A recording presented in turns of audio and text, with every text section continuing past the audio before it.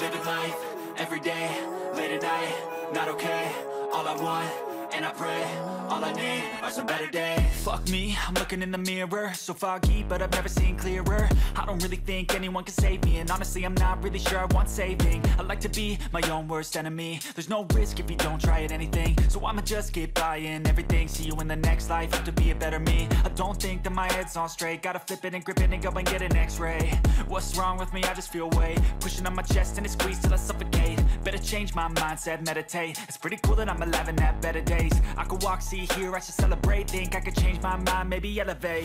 Living life, everyday, late at night, not okay. All I want, and I pray, all I need are some better days.